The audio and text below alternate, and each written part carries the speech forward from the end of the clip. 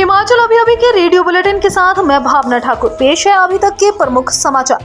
सबसे पहले हेडलाइंस। दलाई लामा ने मनाया 88वां जन्मदिन, सीएम सुक्खू भी पहुंचे, पीएम मोदी ने फोन पर दी बधाई। पूर्व सीएम जयराम बोले, चंडीगढ़ में हिस्सेदारी के लिए हमारा समर्थन सरकार का नहीं। मिशन लोटस पर विक्रमादित्य सिंह का जवाब, हिमाचल ट्रेंड सेंटर है, किसी और के दिखाए रास्ते पर नहीं चलता। बिलासपुर जिला परिषद की कुर्सी बनी अखाड़ा, अध्यक्ष ने फिर वापस लिया इस्तीफा। हिमाचल में एसीसी सीमेंट 10 से 20, सरिया 200 रुपए सस्ता, ईंट के दाम बढ़े। हिमाचल प्रदेश में फिर सक्रिय हुआ मानसून, 5 दिन भारी बारिश के आसार, येलो अलर्ट जारी। अब समाचार विस्तार से। तिब्बत के आध्यात्मिक धर्मगुरु और नोबेल शांति पुरस्कार विजेता दलाई लामा ने गुरुवार को मैक्लोडगंज में 88वां जन्मदिन मनाया। दलाई लामा के जन्मदिन समारोह में सीएम सुखविंदर सिंह सुक्खू समेत दुनिया भर की कई बड़ी हस्तियां शामिल हुई। मैक्लोडगंज स्थित दलाई लामा मंदिर में सुबह 7 बजे से धर्मगुरु की लंबी आयु के लिए बौद्ध भिक्षु और निर्वासित तिब्बत सरकार के प्रतिनिधियों ने पूजा अर्चना की। दलाई लामा समारोह स्थल पर करीब सुबह 10 बजे पहुंचे। पीएम नरेंद्र मोदी ने दलाई लामा को उनके जन्मदिन पर बधाई दी है। सीएम सुक्खू ने कहा कि तिब्बती समुदाय के लोगों और प्रदेश के बीच 75 वर्षों का गहरा रिश्ता है। उन्होंने दोनों समुदायों के बीच सौहार्दपूर्ण सह अस्तित्व पर प्रकाश डाला और आश्वस्त किया कि राज्य सरकार तिब्बती समाज के कल्याण के लिए सदैव तत्पर रहेगी। पूर्व सीएम जयराम ठाकुर ने कहा कि चंडीगढ़ में हिमाचल की हिस्सेदारी के मुद्दे को उनका समर्थन है, लेकिन सरकार का नहीं। चंडीगढ़ पर प्रदेश की 7.19% की हिस्सेदारी बनती है और इस विषय को उन्होंने भी मुख्यमंत्री रहते कई बार उठाया था।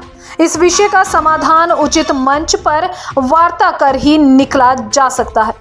प्रदेश हित के मुद्दों पर पहले भी समर्थन दिया है और आगे भी देते रहेंगे। नेता प्रतिपक्ष ने कहा कि कांग्रेस सरकार के कार्यकाल में कानून व्यवस्था चरमरा गई है। हत्याकांड, गोलीकांड जैसी घटनाएं सामने आ रही हैं। सरकार ऐसे लोगों को संरक्षण दे रही है। महाराष्ट्र की राजनीति में चल रही उठापटक के बीच हिमाचल प्रदेश की सियासत में भी एक बार फिर मिशन लोटस की चर्चा जोर पकड़ रही है। विपक्ष लगातार प्रदेश की कांग्रेस सरकार पर 5 साल का कार्यकाल पूरा ना कर पाने को लेकर हमलावर है।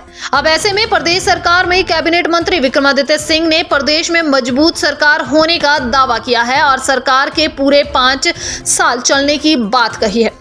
वहीं उन्होंने बीजेपी नेताओं पर प्रदेश में अस्थिरता का माहौल ना बनाने की नसीहत भी दी है। मीडिया से बातचीत के दौरान विक्रमादित्य सिंह ने महाराष्ट्र में हुए राजनीतिक प्रकरण की ओर इशारा करते हुए कहा कि देवभूमि हिमाचल ट्रेंड सेंटर है और किसी और के दिखाए रास्ते पर नहीं चलती।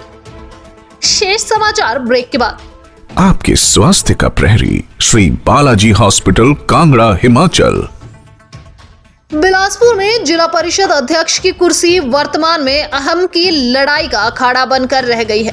प्रदेश में सत्ता परिवर्तन के तुरंत बाद बिलासपुर में जिला परिषद की सत्ता परिवर्तन के लिए भी लड़ाई शुरू हो गई थी। उपाध्यक्ष की कुर्सी में तो फेरबदल हुए, लेकिन अध्यक्ष की कुर्सी की लड़ाई 3 माह से खत्म होने का नाम नहीं ले रही है। धार टटोह वार्ड से मुस्कान ने अध्यक्ष पद पर तैनात होने की शर्त पर बीजेपी का दामन थामा था और प्रदेश की सबसे युवा जिला परिषद अध्यक्ष बनी थी। 2 साल के कार्यकाल के बाद मार्च 15 को अन्य सदस्यों ने मुस्कान के खिलाफ अविश्वास प्रस्ताव लाने की तैयारी की। इससे पहले कि मुस्कान ने इस्तीफा दे दिया। वहीं फिर 1 माह का समय पूरा होने के से 1 दिन पहले अपना इस्तीफा वापस लेकर जिलाध्यक्ष की कुर्सी पर अपना कब्जा बरकरार रखा। एसीसी सीमेंट कंपनी ने हिमाचल प्रदेश के कई जिलों में सीमेंट के दाम 10 से 20 रुपए प्रति बैग कम कर दिए हैं। बाजार में मौजूद अन्य सीमेंट कंपनियों से प्रतिस्पर्धा सीमेंट के दाम कम होने के कारण बताया जा रहा है। इसके अलावा सरिया भी प्रति क्विंटल 200 रुपए सस्ता हुआ है। सीमेंट और सरिया सस्ता होने से जहां लोगों को राहत मिली है, वहीं बरसात शुरू होते ही ईंटों के दाम बढ़ने से भवन निर्माण करने वाले लोगों की चिंता भी बढ़ गई है। 2000 ईंटों पर 2000 रुपए की बढ़ोतरी हुई है। जो 6000 ईंटों का ट्रक पहले 52,000 रुपए में मिलता था, वह अब 55,000 रुपए में मिलने लगा है।